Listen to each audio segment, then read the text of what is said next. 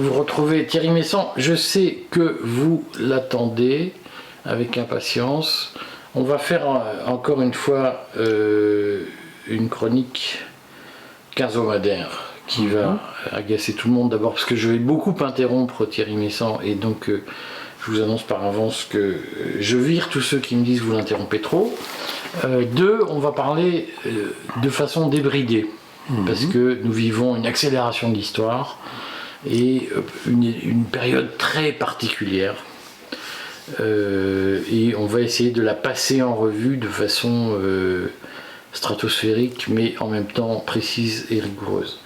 Est-ce que on peut dire que les 15 jours qui s'annoncent sont 15 journées stratégiques, ultra sensibles dans l'histoire des 100 dernières années, on va dire ça comme ça, ou des 80 dernières années? Je ne lis pas dans le marc de café. Ah bon? Je suis très déçu. Mais il est possible que dans les prochains jours, nous assistions à la rupture entre le monde ancien et la prochaine organisation de la société. Rupture qui couvre depuis un certain nombre d'années. Depuis très longtemps. On parle de ça depuis les années 60 en fait. Donc quand on a vu arriver l'informatique, ça n'existait pas encore de manière généralisée, mais déjà on savait que l'organisation sociale qui avait été pensée pour la société industrielle serait inadaptée à la société informatique. Et aujourd'hui, on se rend compte que personne n'a idée de ce que va être l'organisation sociale prochaine. Mais peut-être que ce basculement va avoir lieu dans les prochains jours.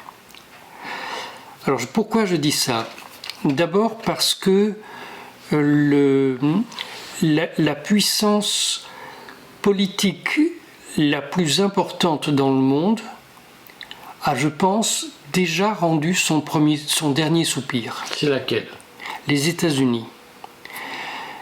Il vient d'y avoir, il y a une dizaine de jours, le sommet du G7. Donc normalement, c'est le bureau exécutif de l'Alliance Atlantique. Et ce bureau exécutif n'a rien pu décider. Ils se sont réunis pour lancer la grande guerre en Ukraine et en finir avec la Russie. Et ils n'ont accouché de rien du tout. Sinon de choses sur la manière de contrôler les masses en Occident. Mais ça ne fonctionnera pas plus demain qu'aujourd'hui. C'était quoi le projet du G7 initial que les États-Unis n'ont pas mené à bien? Ce qu'ils voulaient, c'est que tous les États alliés consacrent leur défense à la défense de l'Ukraine. C'est-à-dire qu'ils abandonnent leur propre défense et qu'ils aident à défendre l'Ukraine face à la Russie. C'est-à-dire, ce qu'ils voulaient, c'est que les États alliés se sacrifient.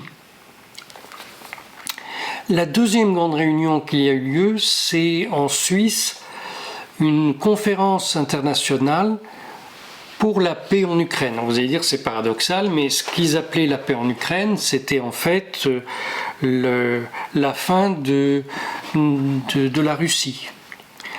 Donc il y a eu des déclarations phénoménales comme le président Duda, le président polonais, qui a dit qu'il fallait décoloniser la Russie, qu'il y avait 200... Il y avait trop de Russes. Non, il y avait 200 ethnies différentes en Russie et il fallait couper ça en petits morceaux. Voilà. Mais quand ils ont organisé cette conférence, vous savez, il y a 192 États reconnus par les Nations Unies, et ils n'en ont invité que 160. Et surtout, ils ont exclu la Russie et tous les alliés très proches de la Russie. Donc, ils n'ont invité que 160 États. En fait, la Chine ou pas? Non, il n'y avait pas la Chine. Mais c'est là, la Chine avait été invitée mais n'est pas venue. Et en fait, sur les 160 États qu'ils avaient invités, il y en a 91 qui sont venus. Donc déjà, vous voyez que le rayonnement des États-Unis ne fonctionne plus. Avant, tout le monde serait venu sur une invitation des États-Unis, on aurait envoyé quelqu'un. Mais là, donc, il n'y a que 91 États qui sont venus. Et quand ils ont modifié l'ordre du jour pour que ces 91-là viennent, parce que sans ça, ils ne seraient même pas venus. Et donc l'ordre du jour, ce n'était plus de faire rendre l'âme à la Russie, c'était de résoudre les problèmes de l'alimentation, des questions humanitaires, tout ça. Et ils ont abouti à un texte final d'une fadeur exceptionnelle, un texte final qu'on pourrait signer n'importe où, sur n'importe quel sujet. Ça n'a plus de rapport avec l'Ukraine. Eh bien, ce texte final, seuls 75 invités sur les 90 présents, sur les 91 présents, sur les 160 invités, sur les 192 nations des Nations Unies, seuls 75 l'ont signé. Parce que les autres n'avaient rien contre ce texte insipide, mais ne voulaient pas paraître comme alliés des États-Unis. Donc ça, c'est quelque chose qui ne s'est jamais présenté depuis la Seconde Guerre mondiale. Aujourd'hui, il devient plus difficile d'apparaître allié des États-Unis que insensible à leur puissance. Donc, le monde ancien est mort. Ou en voie de mourir. Non, je pense qu'il est déjà mort. Je pense que ce phénomène ne va pas rebrousser chemin. Ça va continuer dans ce sens-là. Ça ne va pas retourner vers la puissance des États-Unis. Je pense que cette puissance n'existe plus. La puissance politique. L'empire américain n'existe plus. Même si en Europe on continue à lécher les bottes des États-Unis. Mais dans le reste du monde, ça ne marche plus. Et ça intervient au moment où on a été un maximum dans la propagande. Je disais la dernière fois la mise en scène du débarquement de Normandie. On a répété des absurdités historiques en permanence et où tout le monde a acquiescé de la tête alors que tout était faux de ce qu'on disait. Du genre, explique-nous pas. J'expliquais dis-le. Bon, les États-Unis n'ont pas débarqué en Normandie pour sauver la France, mais pour la coloniser. Et le général de Gaulle a toujours été opposé à ce débarquement. Le général de Gaulle a toujours même refusé de célébrer ce débarquement. Bon. Aujourd'hui, on nous raconte que les États-Unis ont débarqué pour sauver la France, pour la libérer, alors qu'ils voulaient la coloniser, et que les Français étaient contents, ce qui est complètement faux. À ce moment-là, tous les Français étaient contre, qu'ils aient été pétinistes ou gaullistes. Bon. Donc on cherche à nous laver le cerveau, on va au maximum de ce qu'on pourrait faire, et c'est à ce moment-là que le système s'effondre. Et le moment où l'échec va paraître public, c'est quand l'Israël va s'effondrer. Or, le gouvernement israélien, plus exactement le chef d'état-major israélien, a réuni plusieurs États arabes alliés d'Israël, plus un dont on ne pensait pas qu'il était allié d'Israël, mais en fait maintenant on le sait, qui est l'Arabie Saoudite, qui a sûrement signé un traité de défense secret l'alliant à Israël. Quels sont les autres États arabes qui participent? Il y avait également la Jordanie, le Qatar, les Émirats arabes unis. Mais ceux-là, on savait qu'il y avait des accords de défense avec les Israël. Bon, donc, le chef d'état-major les a réunis au Bahreïn et leur a dit Israël va attaquer le Liban le 22 juin. C'est-à-dire dans quelques jours. Dans quelques jours. C'est imminent. Donc, cette réunion était secrète, mais quelqu'un l'a laissé fuiter et beaucoup de gens ont confirmé qu'elle s'était bien tenue et que c'était bien le sujet que Israël avait annoncé qu'il attaquait le Liban le 22. Alors, les États-Unis affolés ont envoyé leur envoyé spécial, Amos Hochstein, qui est allé d'abord à Tel Aviv, puis après à Beyrouth, à essayer d'éviter la guerre. Donc Hochstein, en principe, c'est le spécialiste des questions énergétiques. Il n'a rien à voir avec ce conflit, mais ça, c'est sa définition officielle. Tout le monde sait par ailleurs qu'il est né en Israël, il a fait son service militaire en Israël, il a toujours la nationalité israélienne, mais en même temps, il est états-unien et membre de l'administration Biden. Donc, cet homme qui est tout sauf neutre était affolé par ce qui allait se passer. Pourquoi? Parce qu'Israël n'a aucune chance de gagner contre le Liban. Il faut bien se rendre compte de ça. Israël a déjà attaqué le Liban en 2006 et n'a pas réussi à faire grand-chose. Il a été sauvé par le Gong et par Madame Victoria Nuland qui a fait adopter un cessez-le-feu parce que sans ça ils allaient être battus par le Hezbollah. Mais là, aujourd'hui, le Hezbollah a des armes nouvelles dans les mains. Des armes qu'il n'avait pas du tout en 2006 et qui changent complètement la donne. Et par ailleurs, l'armée israélienne est épuisée par 6 mois de guerre à Gaza. 7 mois même à Gaza. Donc, quand Hochstein est venu au Liban, on savait déjà que le Hezbollah dispose de missiles sol-air. Le Hezbollah a obligé un avion israélien à rebrousser chemin quand il avait violé l'espace aérien libanais. C'était il y a une semaine ou 10 jours. Et là, quand Hochstein est arrivé, le Hezbollah a diffusé des images, 9 minutes d'images, prises par une série de drones qu'il avait envoyés au-dessus d'Israël, sans que les radars israéliens ne détectent ces drones. Et donc on voit des images du port de Haïfa, alors pas seulement le port civil, mais surtout la base militaire de Haïfa, qui est une base navale, la principale base navale de l'armée israélienne.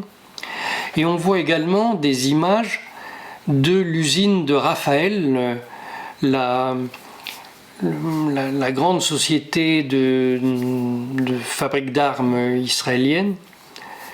Et le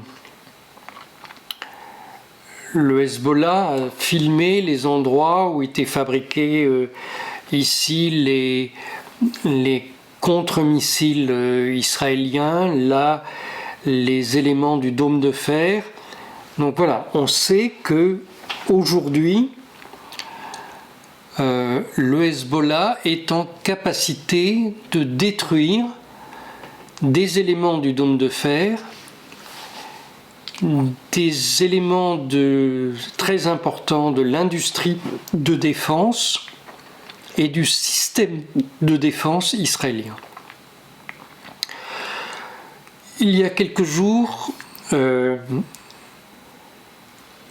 le Hezbollah avait diffusé des images d'un de ses missiles qui détruisait un petit élément du dôme de fer. Donc, c'était une surprise parce que comment ils avaient identifié cet élément à cet endroit-là, comment ont-ils pu s'approcher de cet élément et comment ont-ils pu le détruire malgré les protections radar. Donc ça, ils ont été capables de le faire il y a une semaine. C'était une image prise au sol? Non, c'est des images aériennes prises par des drones qui accompagnaient qui précédaient le missile qui a détruit cet élément du dôme de fer. Donc d'ores et déjà, on sait que si Israël attaque le Liban, la défense israélienne sera détruite dans les heures qui suivront. D'autre part, Ansar Allah et des organisations chiites. Donc Ansar Allah, on le rappelle, au Yémen, c'est ce qu'on appelle les Houthis ici, mais c'est un terme péjoratif, donc le vrai terme c'est Ansar Allah. Ansar Allah et des éléments chiites irakiens, alors peut-être pas tous les chiites irakiens, il y a encore un doute sur la participation ou pas du Mufti Sadr, mais les chiites irakiens et Ansar Allah se joindront au Hezbollah pour riposter contre Israël. Israël, de toute manière, n'a pas la possibilité de mener plusieurs fronts en même temps. Ça, c'est en temps normal. Et là, évidemment, il n'en est pas question. Il est possible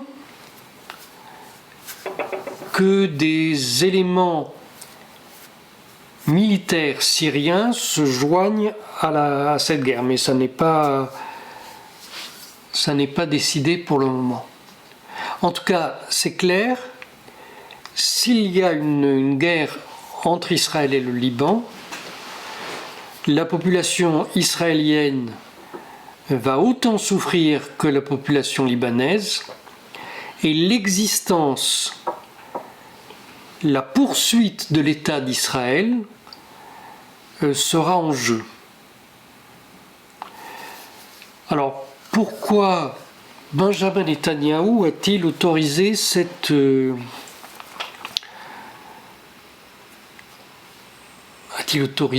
réunion et la diffusion de cette information?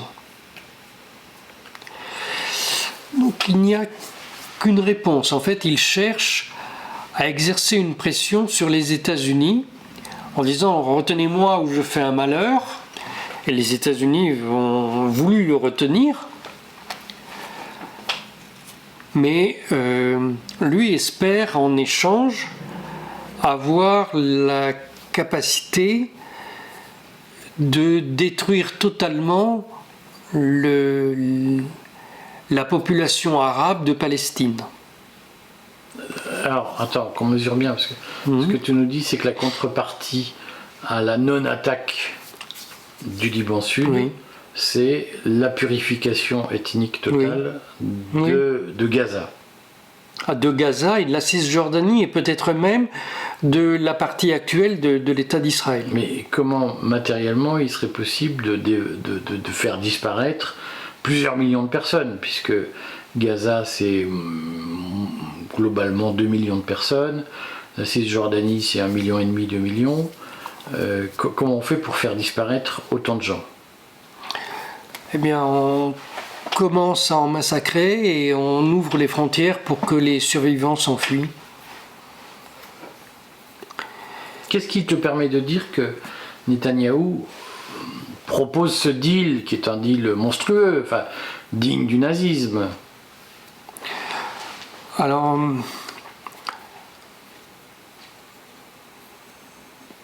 moi j'ai des sources de gens qui participent à cette négociation, mais qui est une négociation cynique explicite, tout le monde sait ce que ça veut dire, c'est du même ordre que la conférence de Wannsee sur l'extermination des Juifs, c'est quelque chose où on se dit, bon, on vous dit pas tout, mais enfin vous comprenez ce que ça veut dire, c'est comme ça que ça se passe. Je pense que tout le monde sait ce qui est en jeu, oui. Est-ce que tu peux nous dire, excuse-moi, je vais te couper, Oui, je vais oui. me faire haïr, mais c'est important ce que tu dis, qui participe à ces réunions?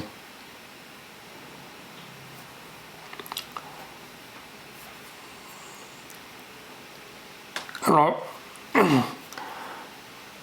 pense qu'aujourd'hui, c'est le département d'État qui mène ces réunions. Voilà. Mais qui sont les parties prenantes autour de la table? le groupe de Netanyahou. Et il faut bien comprendre que contrairement à la présentation qu'on en fait ici, Netanyahou n'est pas l'otage des suprémacistes juifs de Smotrich et Pengriv, mais il est en fait leur leader. C'est lui le chef des fanatiques. Lui, le fils du secrétaire particulier de Jabotinsky. Dont on rappelle qu'il était le leader de l'Irgun. Quand on rappelle qu'il était un allié du fascisme de Benito Mussolini, oui. L'Irgun étant le mouvement que les Anglais qualifiaient à l'époque de terroriste, favorable à la création d'un État d'Israël. Non, c'est plus que ça. L'Irgun, pendant la guerre mondiale, l'Irgun était du côté de l'Axe contre les Alliés. La guerre mondiale, assassinant un ministre britannique, faisant sauter l'état-major britannique en Palestine, etc. etc. Le fameux hôtel. Oui, l'hôtel King David. Ouais. Donc, voilà, les États-Unis sont en face de gens qu'ils ont nourris, aidés pendant des années, et qui révèlent leur véritable nature. Moi, je pense que si l'attaque israélienne a lieu, il y aura en Israël des gens qui se lèveront contre le gouvernement. Parce qu'ils penseront qu'Israël va disparaître. Ils savent qu'Israël ne peut pas gagner et que Netanyahou joue son va-tout avec la certitude de sacrifier une grande partie des Israéliens. Ça veut dire quoi? Ça veut dire que Netanyahou, qui est dans une logique sectaire apocalyptique, la logique de l'Armageddon, Netanyahou est capable de provoquer un cataclysme apocalyptique avec l'idée que lui s'en sortira même si ses opposants intérieurs ne s'en sortiront pas. Même si la majorité de son peuple doit mourir. Donc, je vais te couper oui. aussi, mais ça veut dire quoi? La majorité de son peuple va mourir matériellement. C'est une attaque nucléaire, une guerre au sol avec des exactions, c'est une panique, les gens s'enfuient. Non, ça va prendre la guerre va prendre l'aspect de bombardement venant de tous les côtés sur l'État d'Israël. Tous les côtés, c'est-à-dire le Liban, l'Iran. Alors l'Iran, on ne sait pas. L'Irak, le Yémen. L'Égypte. Peut-être. Et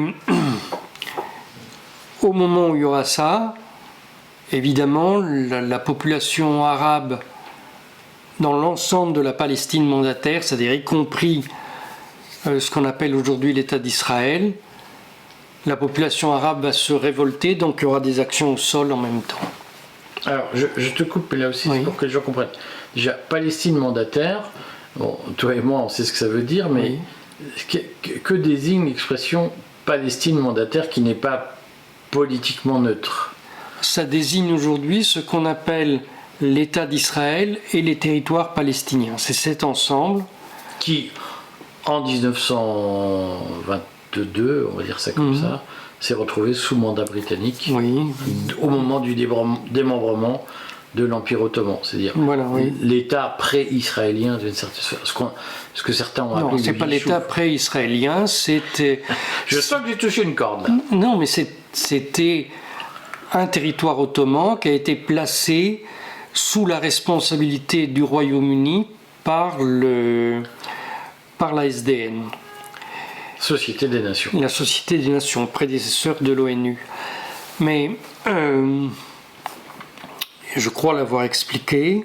Mais il faut répéter. Le projet des Britanniques en créant une colonie juive en Palestine était de créer sur une partie de cette colonie l'État d'Israël qui, selon eux, ne devrait jamais être capable d'assurer lui-même sa propre sécurité et devrait toujours être dépendant de Londres pour pouvoir exister. Alors aujourd'hui, c'est Londres et Washington pour pouvoir exister.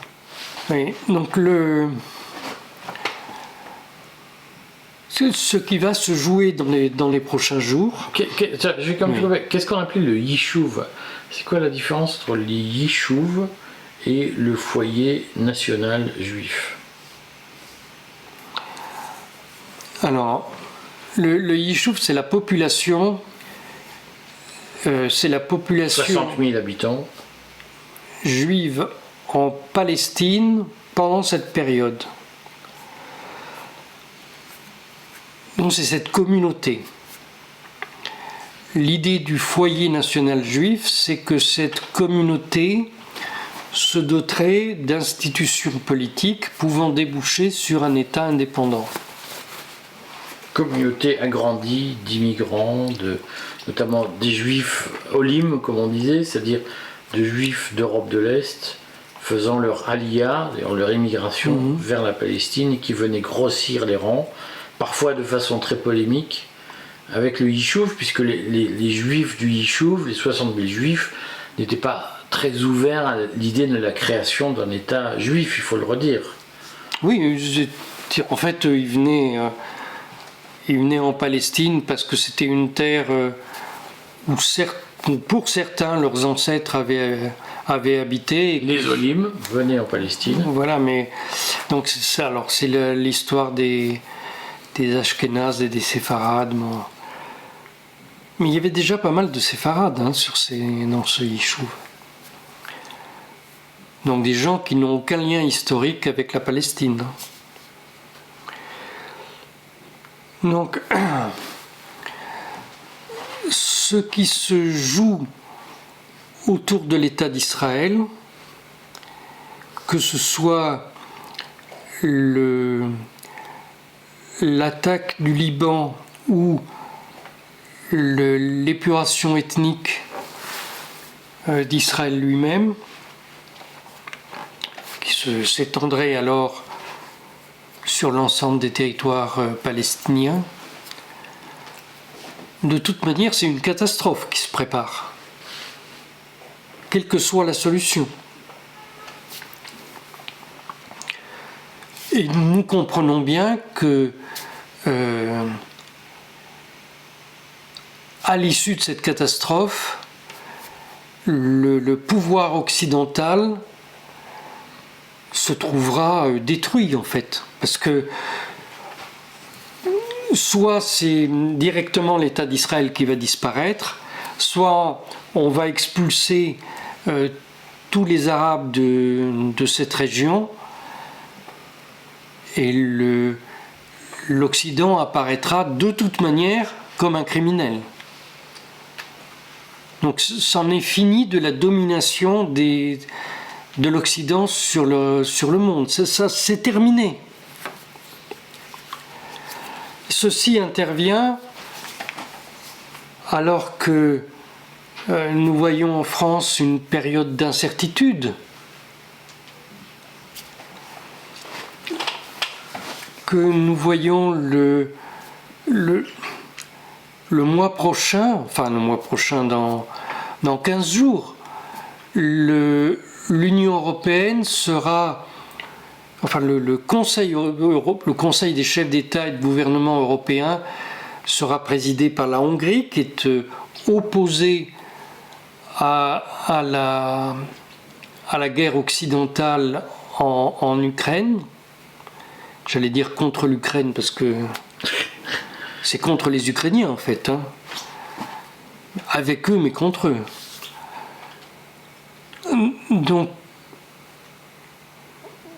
Donc l'Union européenne va pendant 6 mois être paralysée, elle ne pourra prendre aucune décision. Et dans 3 mois, il va y avoir des élections présidentielles aux États-Unis et un renouvellement de la Chambre des représentants, tout ça, des gouverneurs. Et là, aux États-Unis, si c'est le candidat démocrate qui est élu à la Maison-Blanche, ça sera le début de la guerre civile. Pourquoi ? Parce que immédiatement, les Texans vont réclamer leur indépendance. Ils ont le droit, hein, parce ils ont posé qu'ils ont posé de première base. Non, le Texas et la Californie sont les 2 États qui, lorsqu'ils ont adhéré aux États-Unis, ont prévu une clause de sécession. Les autres États n'ont pas le droit de faire sécession, mais ces 2-là ont le droit. Mais est-ce qu'il y a des signes avant-coureurs de ça ? Oui, il y a un parti indépendantiste au Texas depuis au moins 20 ans qui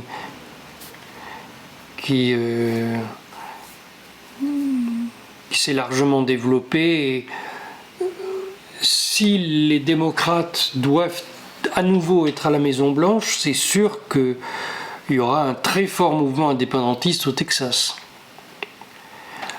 Et s'il y a une indépendance du Texas, ça provoquera celle de la Californie, parce que... Qui sont 2 États un peu antagoniques. Ils sont tout à fait antagoniques. La Californie est largement démocrate, le Texas est plutôt républicain, mais ça sera sauf qui peut à ce moment-là. Alors, je vais quand même te couper là aussi, mais tu nous as pas dit tout sur Israël. C'est quand tu projettes, je vais le résumer, la fin d'Israël. Matériellement, ça peut être quoi? Et après, je te promets qu'on revient aux États-Unis. Ça peut se présenter comment, la fin d'Israël?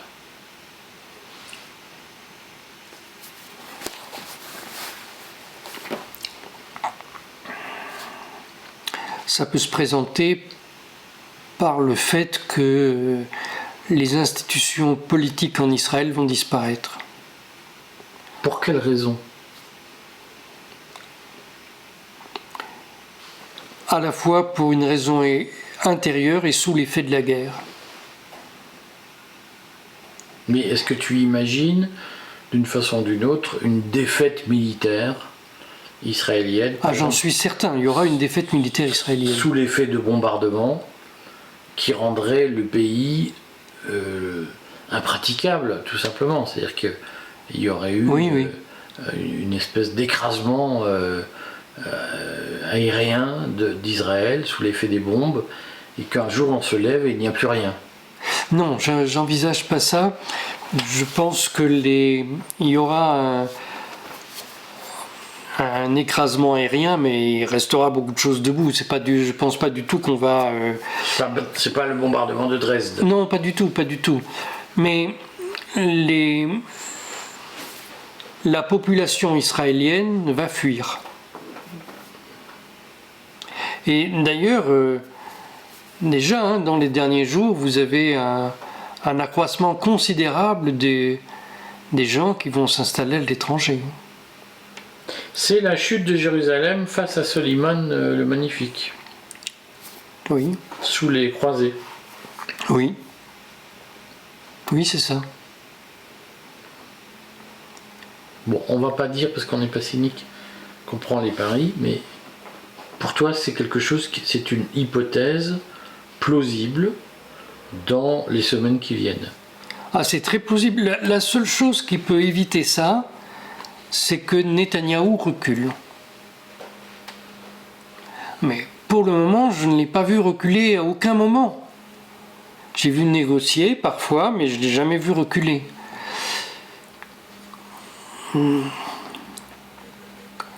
Donc, il faut se rendre compte qu'en Israël, dans l'armée israélienne, il y a un très fort mouvement en ce moment pour empêcher cette guerre. Il y a eu, il y a quelques jours, une réunion avec 1000 officiers des FDI contre Netanyahou. 1000 officiers. Il y a largement de quoi faire un coup d'État, hein, si vous voulez. Aux États-Unis, donc selon toi, il y a des risques là aussi sécessionnistes en cas de victoire démocrate. Oui, oui, très important. Et dans le cas d'une victoire républicaine,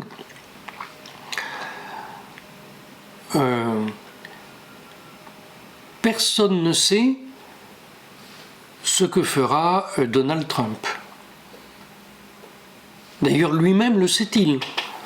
Apparemment, aujourd'hui, il cherche des donateurs pour financer sa campagne et il promet toutes sortes de choses complètement contradictoires aux uns et aux autres. Par exemple,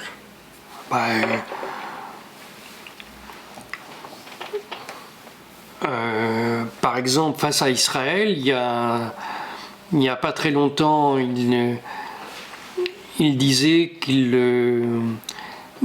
fallait mettre Netanyahou à la porte tout de suite et négocier une forme de paix.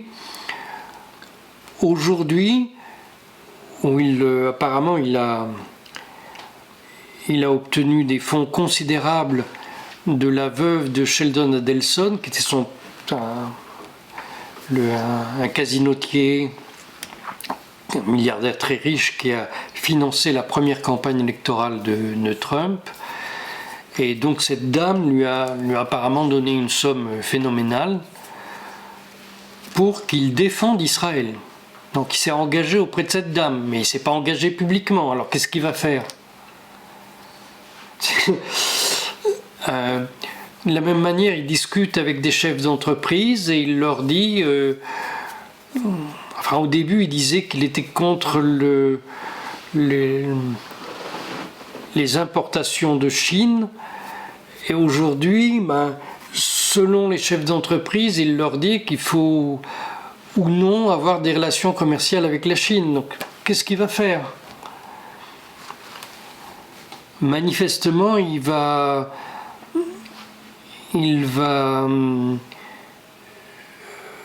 satisfaire certains de ses soutiens et décevoir d'autres.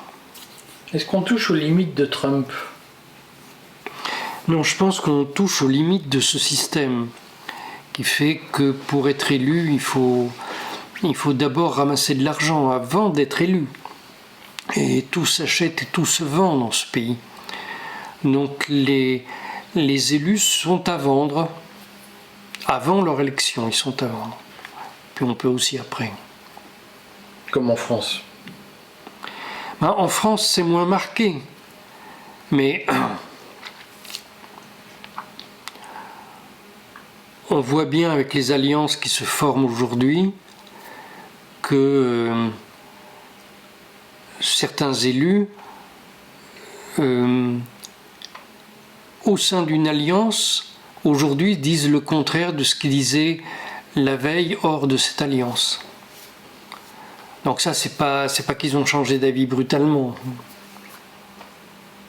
Et de toute manière, aucun de ces gens ne va offrir de solution aux problèmes qui se posent, parce que le problème qui se pose en France, c'est pas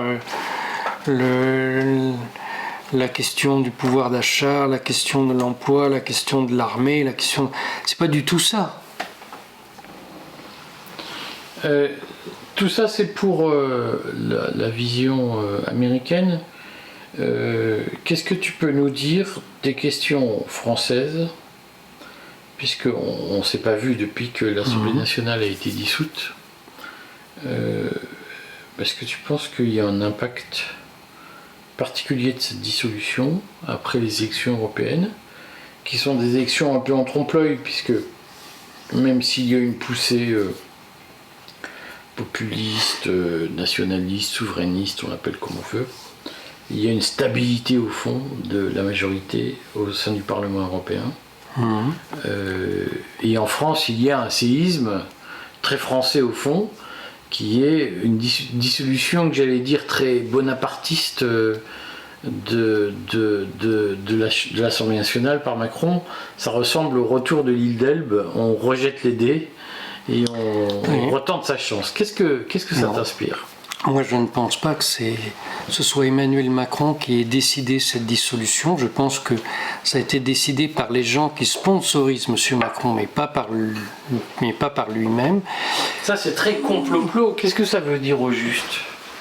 Ça veut dire que c'est une décision... Alors, qui sponsorise M. Macron ? Bon, ici, on répand l'idée que c'est la banque Rothschild parce que Emmanuel Macron a été employé de cette banque, qu'il s'est fait accompagner par des employés de cette banque pendant sa campagne électorale, mais celui qui l'a financé, ça n'est pas cette banque, c'est Monsieur Kravitz. J'ai écrit ça il y a 6 ans, c'est pas nouveau. J'ai expliqué pourquoi, ils se connaissent depuis très longtemps, ils ont des contacts très réguliers. Qui est Monsieur Kravitz ? C'est un personnage très important à Wall Street qui est considéré comme un loup par les... Je dirais un chacal par les gens à Wall Street, et qui, depuis que j'ai écrit cet article, donc je ne le savais pas à ce moment-là, a monté les marches. Sa femme est devenue la présidente du groupe de Bilderberg.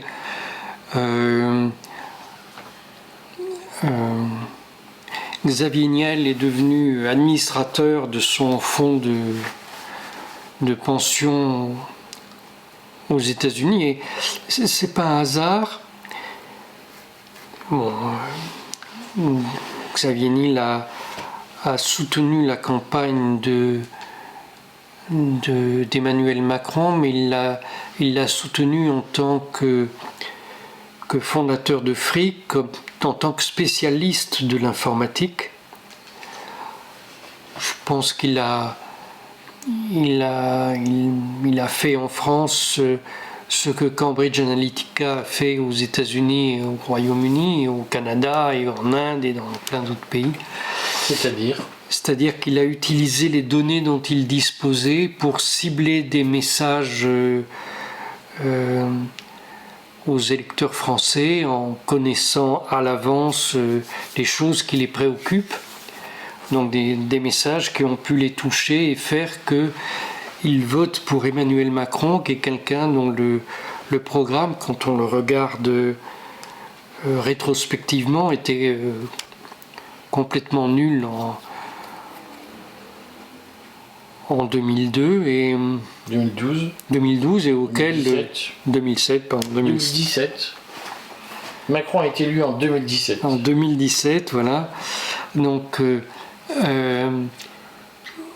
il a réussi à le faire élire sur son discours, non pas sur le fond du discours, mais sur les intonations de son discours, sur l'aura qu'il dégageait. Et je pense que ces électeurs, s'ils ont réalisé ce qu'il fait depuis, ne peuvent être que déçus. S'ils ne l'ont pas réalisé et continuent à voter pour lui, ça c'est autre chose.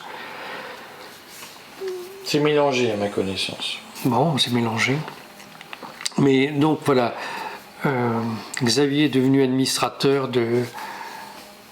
Xavier Niel. Xavier Niel, devenu administrateur de KKR, mais qui est le fonds créé par Monsieur Kravis, ce qui est une manière de le remercier pour le rôle qu'il a joué dans cette élection. Monsieur Kravis est aujourd'hui, il emploie l'ancien directeur de la CIA, le général Petraeus, et sa société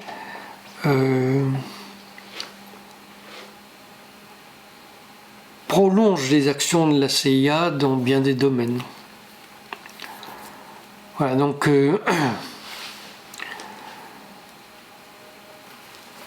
alors je disais que Emmanuel Macron, sur instruction de M. Kravis, a dissous l'Assemblée nationale, et c'est pas Macron lui-même qui a pensé à ça, enfin c'est mon hypothèse, parce que je vois pas pourquoi il commettrait par lui-même un tel suicide, et je pense que... Pourquoi tu dis que c'est un suicide? Parce que je ne crois pas que il puisse être largement présent, ces candidats puissent être largement présents au second tour, et donc qu'ils puissent avoir une influence notable à l'Assemblée par la suite. Mais il y a une hypothèse qui dit que Macron, jusqu'à en gros dimanche 9 juin 18h, était convaincu que sa liste ferait 20%. Donc il y a aussi une part de pari, d'estimation personnelle, d'erreur personnelle, Oui. d'erreur d'appréciation dans l'histoire. On peut se tromper. Mais la force qui est derrière lui était déjà visible dans l'élection européenne, avant la présidentielle. Et la manière dont on a mis en avant Raphaël Glucksmann, pour moi, c'était la préparation du successeur d'Emmanuel Macron. Alors, non pas quelqu'un qui se réclame de la même idéologie, mais quelqu'un qui, à terme, devait continuer la même politique pour le compte des mêmes donateurs. Alors aujourd'hui, Raphaël Glucksmann est mis en retrait, mais si le Front de gauche obtenait une majorité, pour moi, il ne fait pas de doute qu'il présenterait Raphaël Glucksmann à la présidentielle. À la présidentielle ou à Matignon? Non, à la présidentielle dans 2 ans. Et pas Mélenchon Non. Ou Clémentine Autain? Non. Comment t'expliques ça?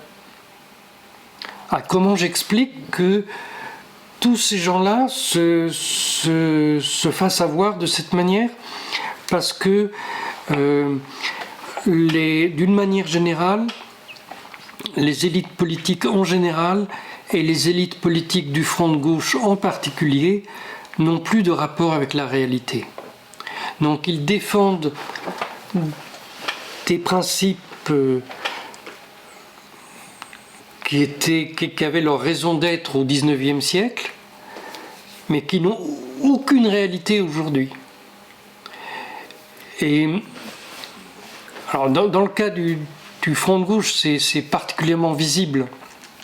Bon, la coalition du Rassemblement national essaye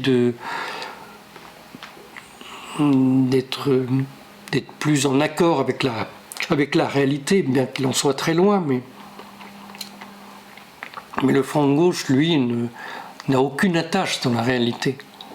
C'est-à-dire, j'expliquais que le problème que nous avons, ça n'est pas de réparer tel ou tel secteur de la société. Nous voyons que tous les secteurs sont en déshérence ou que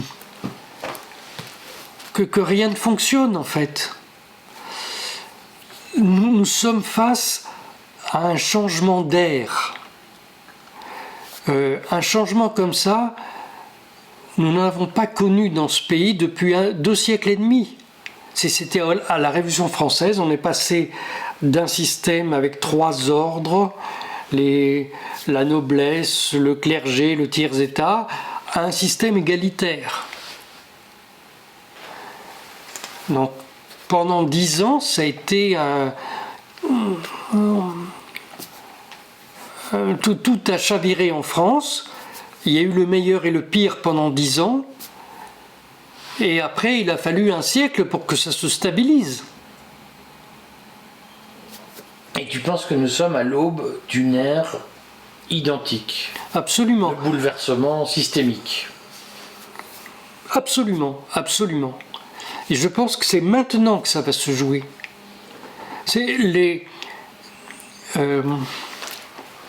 Moi, je suis entré en politique en 1995. À l'époque, le président François Mitterrand avait conscience qu'il fallait adapter la société au changement de son économie. Donc, il avait eu l'idée d'encourager un petit parti de sa majorité à commencer à lancer des idées sur ce changement.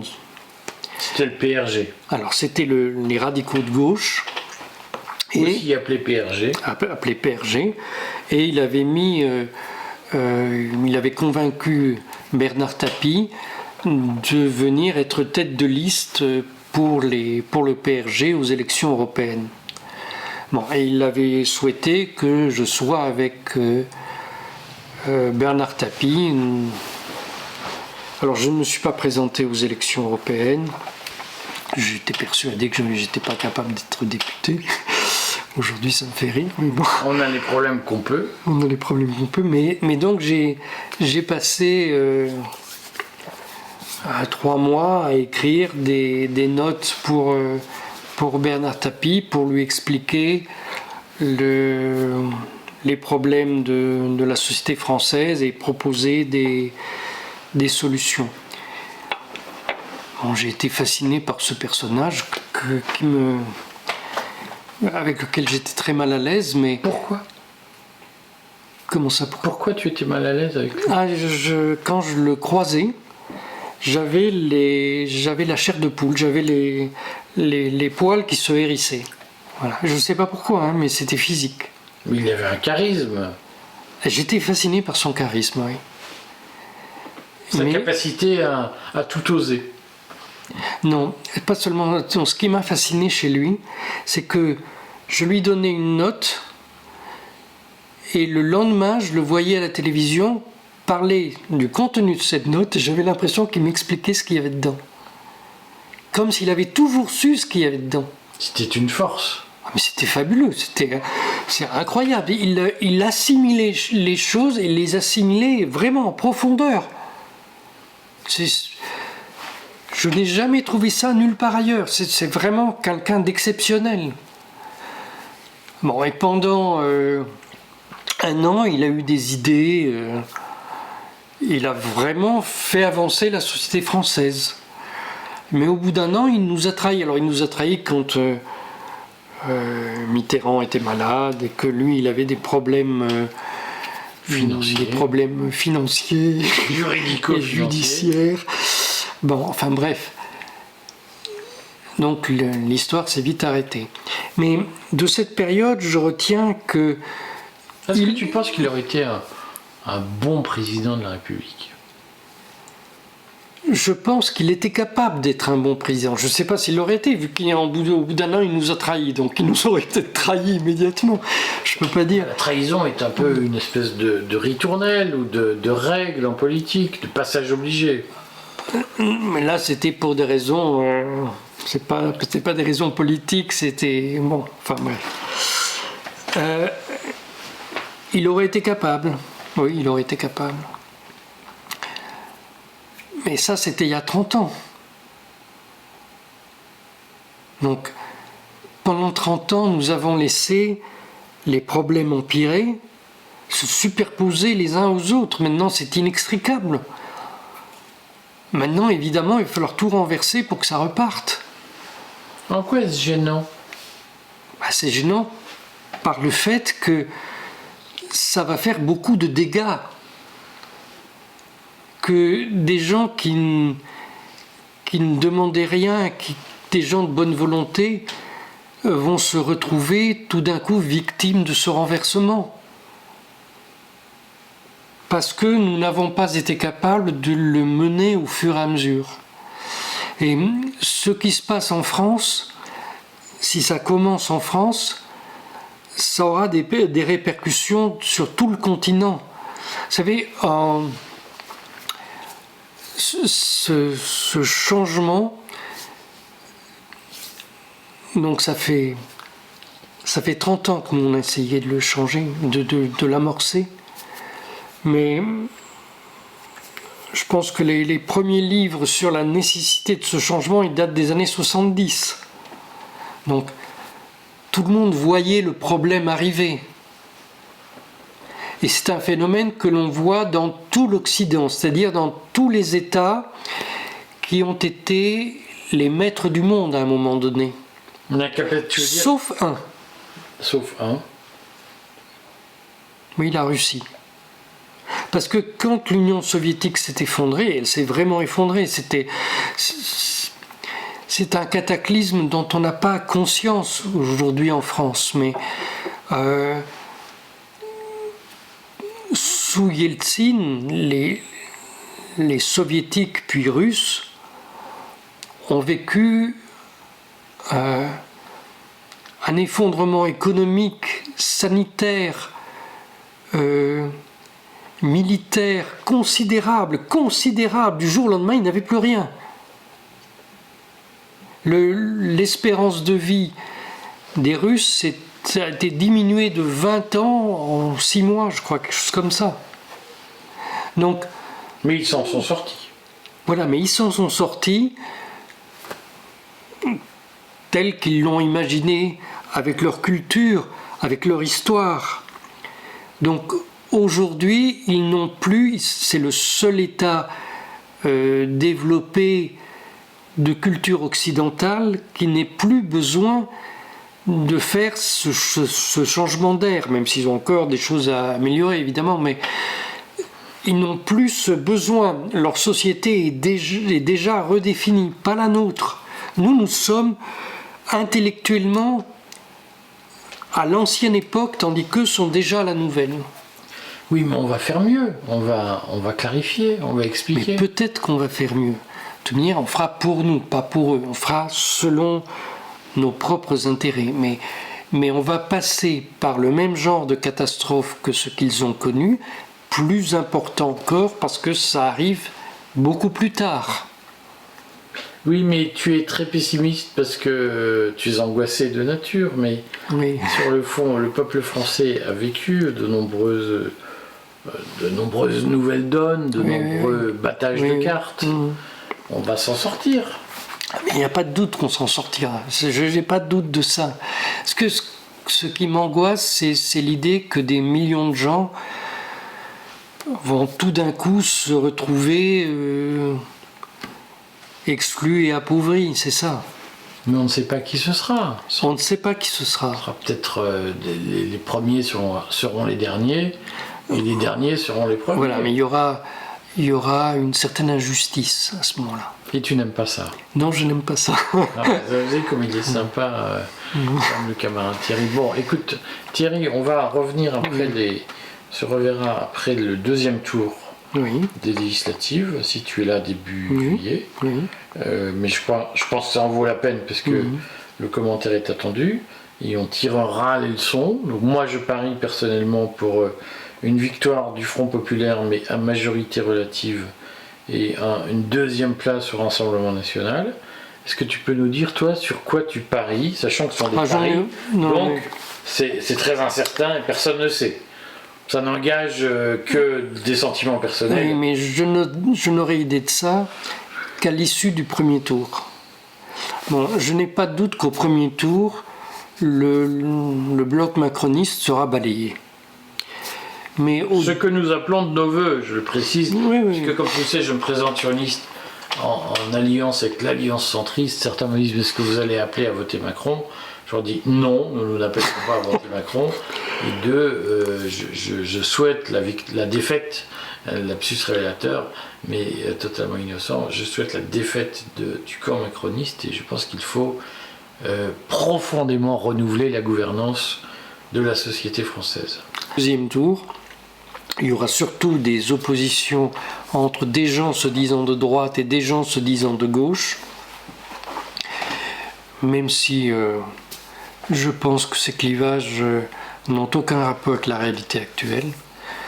Et je pense que les Français spontanément voteraient majoritairement pour le Rassemblement national, mais qu'il y aura une telle campagne pour leur expliquer qu'ils vont alors plonger la France dans le fascisme qu'ils n'ont pas connu, mais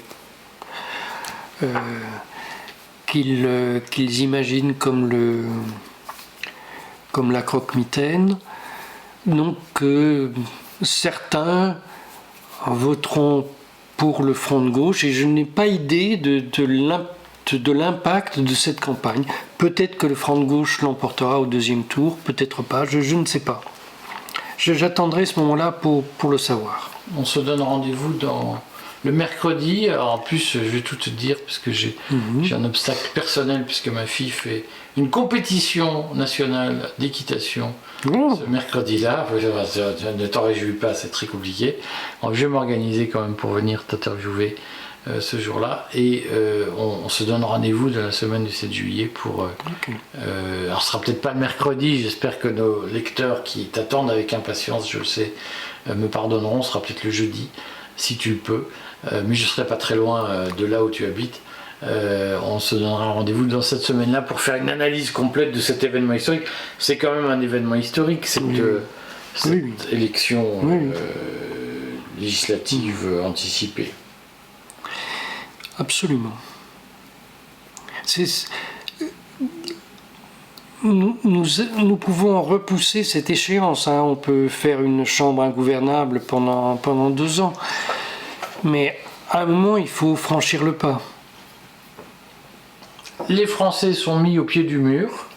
On analysera les résultats ensemble à début juillet. Alors Thierry, pour une émission un peu exceptionnelle qui aura peut-être lieu dans un endroit encore méconnu, inconnu ou inattendu. Merci Thierry, et on retient tes remarques sur les changements peut-être cataclysmiques qui attendent l'État d'Israël. Ok, alors à très bientôt.